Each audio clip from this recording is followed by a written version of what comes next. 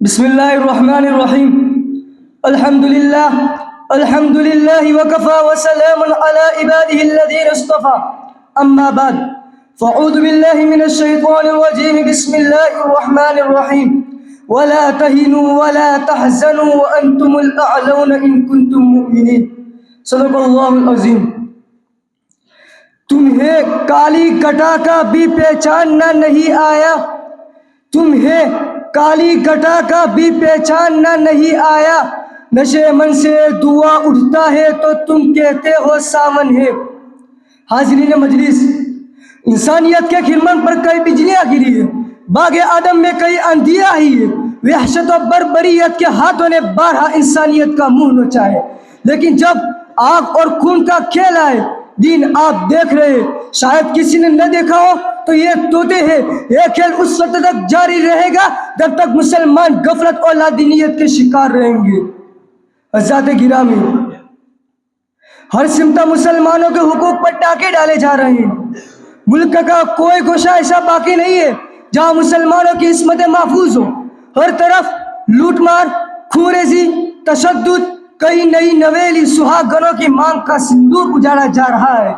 کبھی معصوم بچوں کو یتیم کیے جا رہے ہیں، کبھی معصوم بچیوں کے سروں سے دوپٹے اچھالے جا رہے ہیں، کبھی معصوم بچوں کے حلقوں پر چھریاں چلائی جا رہی ہے.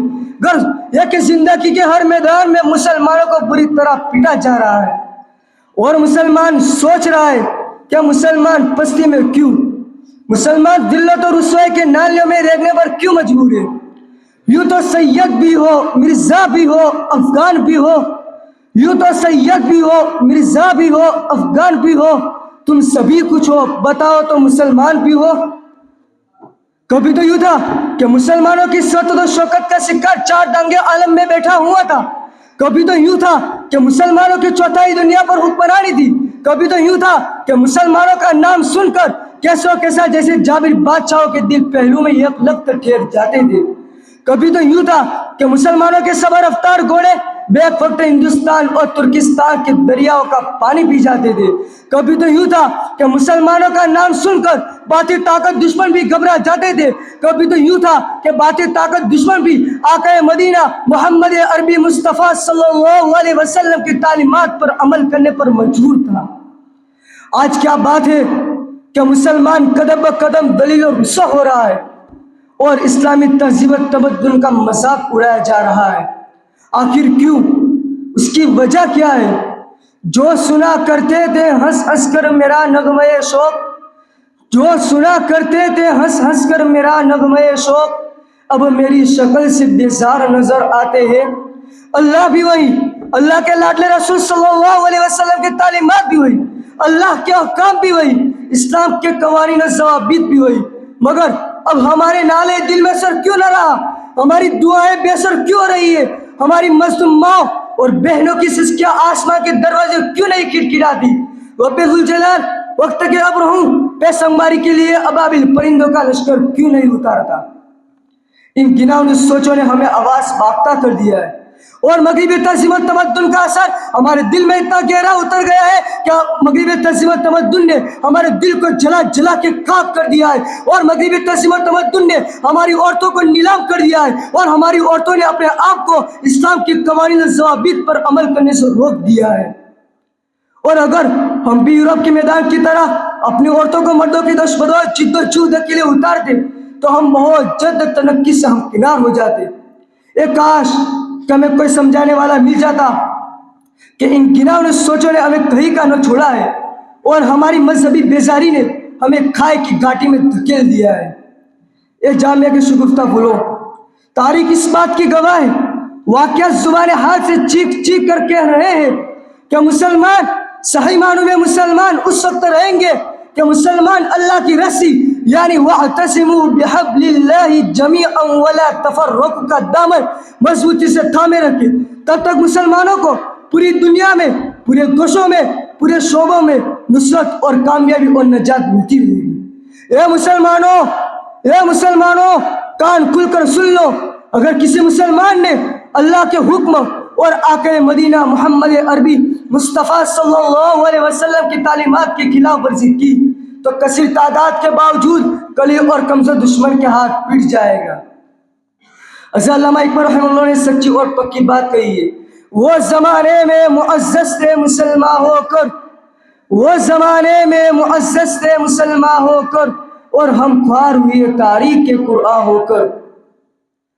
اے امت کے نونہالوں، اسلامی نام رکھ لینے، گنی چنی اسلامی رسمیں ادا کر لینے اور محض گوشت کھانے سے کوئی شخص مسلمان نہیں ہو سکتا ہے۔ اسلام اطاعت و فرما برداری کا نام ہے۔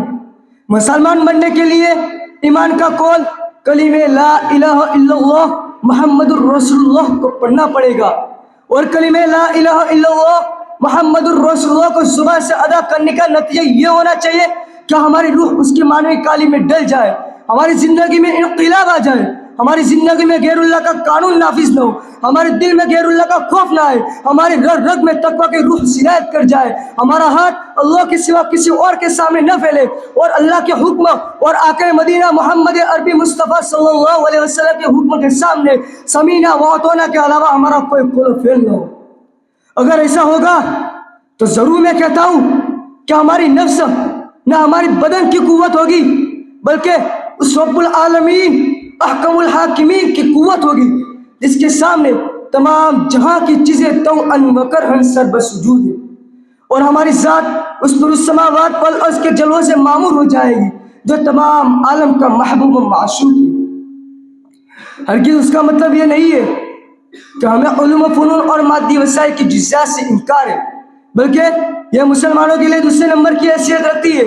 پہلے نمبر کی حیثیت وہ رکھتی ہے کہ مسلمان اللہ کی رسی یعنی وَاعْتَصِمُوا بِحَبْلِ اللَّهِ جَمِيعًا وَلَا تَفَرَّقُوا کا دامن مضبوطی سے تھامے رکھے، اور آقا مدینہ محمد عربی مصطفیٰ صلی اللہ علیہ وسلم کی تعلیمات پر عمل کرے۔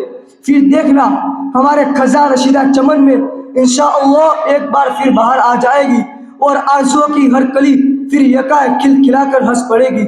میں اپنی تقریر کو ان اشعار پر ختم کرنا چاہتا ہوں۔ مسلمانوں نہ گھبراؤ، خدا کی شان باقی ہے، مسلمانوں نہ گھبراؤ، خدا کی شان باقی ہے، ابھی اسلام زندہ ہے، ابھی قرآن باقی ہے۔ مسلمانوں اٹھو، قرآن کی عظمت کو چمکاؤ، مسلمانوں اٹھو، قرآن کی عظمت کو چمکاؤ، جہاں بے اما کی عافیت کے راز سمجھاؤ۔